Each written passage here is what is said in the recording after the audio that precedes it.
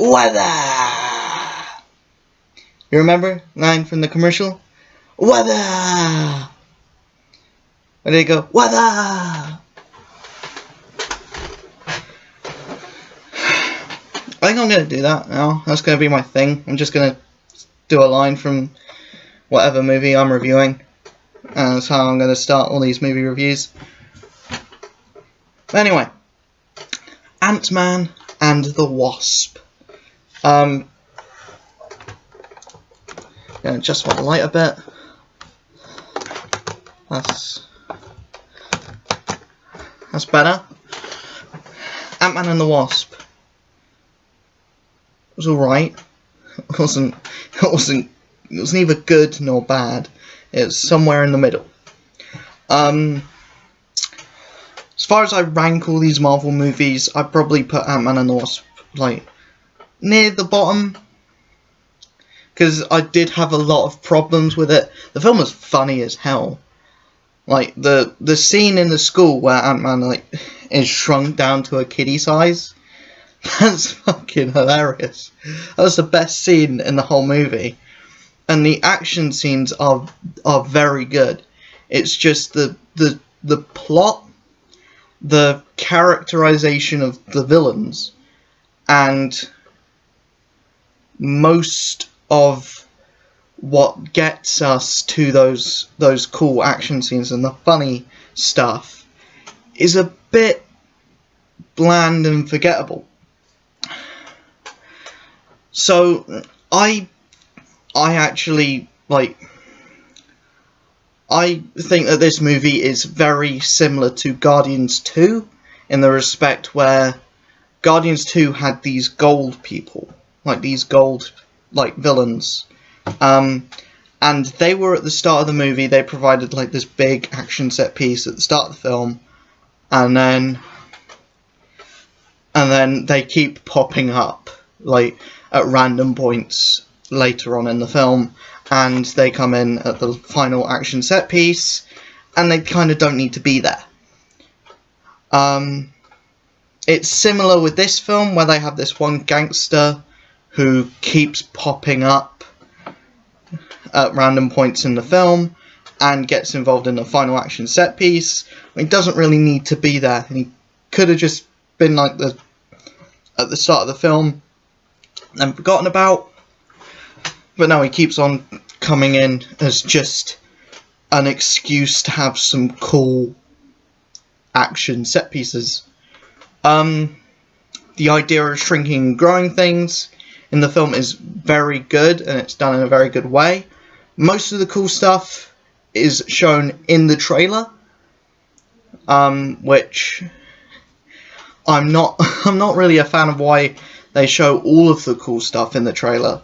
It's like Spider-Man Homecoming. They show all the cool stuff in the trailer, like him in the middle of the boat, like pulling the boat together. And then in this, they have all of the cool stuff with like all of the Wasp scenes that are cool in the trailer.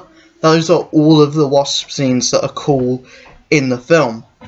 Paul Rudd is obviously as funny as he has ever been and will ever be. He is amazing in this movie. Michael Douglas, again, amazing in this movie.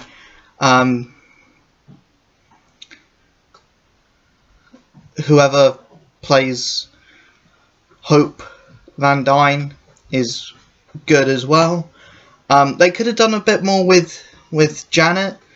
They could have like explained her role in the film a bit more. Like, I know they're trying to get her back, and like the whole movie revolves around her, but she comes back and that she has this ability to heal people that have been affected by the quantum realm. They don't really explain it that well. They don't explain how or why she has this power. Ghost is a rather forgettable villain, as villains go. She's probably on the lower end of Marvel villains. She's definitely not like, characterless. She's just very bland compared to the other villains that we've had more recently. She doesn't have the charisma or the she doesn't have the charisma of Hela. She's not as complex as Killmonger, and she is certainly nowhere near as threatening and powerful as Thanos. She's just kind of there, and she poses a threat to our heroes. I think with the plot that they were going, a much more personal story, it works to have a villain that's not really a credible, that's a credible threat, but not really that, like, not really that complex. Like, she has a lot of potential to be a complex villain, but they don't really use it. Another thing is that they kind of put more emphasis on the side villains and the side characters. Jimmy Woo is in this film.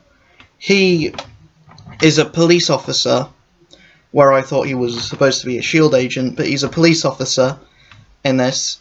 I actually really liked his character in this. He was really funny, and like every scene he was in, he actually stole for me.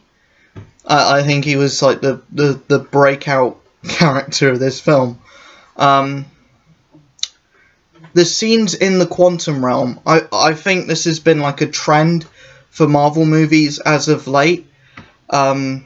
Each of them have this kind of like acid trippy, like showing off all of the CGI and effects that they can put into the movie, like scene. With the first Ant-Man, it was like when he went into the Scott Lang went into the quantum realm for the first time. Then we had Doctor Strange, which the whole film was like an acid trip. Then we had Thor Ragnarok, which, like, the scene where he's in the tunnel, like just before he meets the Grand Master. That scene is like a bit like an acid trip. And then we have this movie where, like, almost the entire third act, or everything with Michael Douglas in the third act, acid trip. I feel like I'm the only person that's actually, like, noticed that. Like, yeah, the film's entertaining, it's just nothing special. And coming out after Black Panther, which was, like, praised for being this culturally significant movie, which I thought was a bit overrated, and then Infinity War, which I thought was bloody brilliant, this just falls into the average column, and certainly doesn't have that wow factor that the first movie had, but does have that kind of, but does still have charm, and is still a decent, fun movie. But it does feel more like a like extended episode of a TV show, or a 2-part episode of a TV show, more than a actual movie. It doesn't feel like it's. This wasn't at the top of Marvel's like resume. They weren't like, oh, we're gonna pour all of our effort into Ant-Man and the Wasp. It's like, it's gonna be a fun movie that everyone can enjoy. It's not going to be dark. It's not going to be too, like, all the Infinity Gems. It's not going to be too important to the overarching story. One of the after credit scenes is pretty good, where Ant-Man goes in, where Scott Lang goes into the quantum realm to find some stuff to heal Ghost, and then he gets stuck there. Because obviously the snap happens from Infinity War, the snap happens, and all three are gone. It does explain why he wasn't in Infinity War. Then again, like the whole film kind of explains why he wasn't in Infinity War, but that scene in particular explains why he wasn't in Infinity War and why he's going to be important to Avengers 4. That after credit scene was good, and you know, it excited me. The other after credit scene with the other after credit scene where you had to wait all through the credits for annoyed me, and it actually frustrated me and angered me a little bit. It was really disappointing because, one, the scene was in the trailer, and that's a no-go. That is a no-go for Marvel movies. You do not touch our sacred after credit scenes. And also, it's just the amp playing the drums. It's nothing super funny. It's nothing super like important to the rest of the like cinematic universe. I feel like that could have been the mid-credit trailer, and the like mid-credit scene, and then the mid-credit scene could have been the end credit scene, like showing him being stuck in the quantum realm. I feel like it's a bit excessive killing off, or like having all three. Having both Hank Pym, Janet Van Dyne, and Hope Van Dyne just go away in the snap. I feel like that's a bit excessive, but, you know, it's a Marvel movie. And that's what I can say about the whole movie. It's a Marvel movie, and it has the same problems and it's got as many of the good things of a Marvel movie and as many as the problems of a Marvel movie. It's got a really likable main cast and main character, really good sense of humour, but then again it's got a really lackluster villain and got side characters that kind of steal the show, really. Because Michael Pena is amazing in this movie, and that's why I started off the video with the wazza, because that scene, that part was like the funniest scene in the whole film. That and the school scene. The scene in the school is brilliant, masterful. Peyton Reed, you are a comedy genius.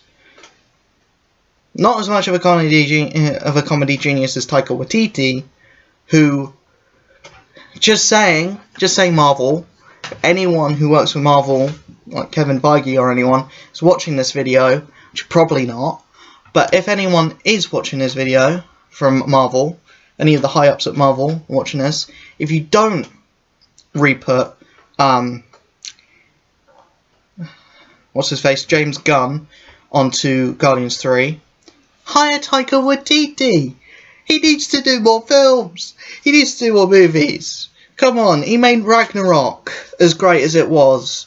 Put him into Guardians 3, and then we'll see more of Korg. We'll see more of Meek. We'll get all that lovely stuff. But yeah, I guess that's it. Ant-Man and the Wasp was a fun time, but nothing that's going to blow you away. It's going to make you laugh, it's going to make you chuckle, it's going to make you ha-ha, but apart from that, there's nothing you'll see in here that you haven't seen before. Apart from maybe some cool visual effects and some really good use of the shrinking and growing. But apart from I guess that's it, really. So if you like this video, don't forget to leave a like, comment, subscribe, hit that notification bell, donate to the Patreon, and I guess that's it. Check out all the links in the description below, and I will see you guys later.